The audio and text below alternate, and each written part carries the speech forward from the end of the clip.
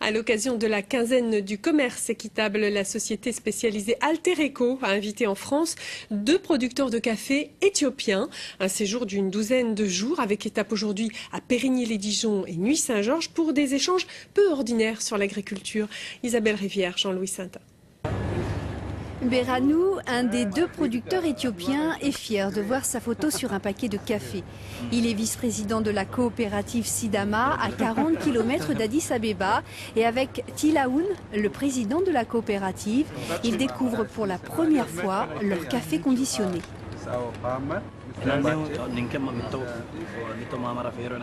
Altereco travaille avec nous depuis longtemps.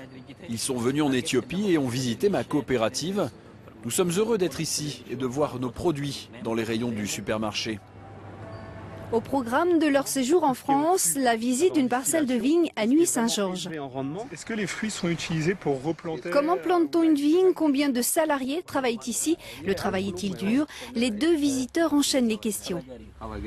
Beaucoup de boulot aussi. On a voulu que les producteurs d'Éthiopie découvrent la production de vin, qu'ils découvrent les points communs, les différences entre un cep de vigne et puis entre un plant de café, un caféier.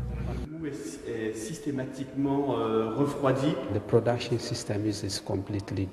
Le système de production est complètement différent entre les 2 régions.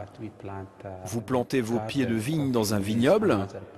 Nos champs de café sont mélangés avec d'autres plantations comme des avocatiers, des bananiers ou de la canne à sucre. Souvent, une visite se termine par une dégustation. Beranou et Tilaoun ne sont nullement habitués à ce breuvage couleur vermillon. Et comme quelqu'un qui dégusterait du café pour la toute première fois, ils hument, doutent et enfin goûtent. Ils sont conquis.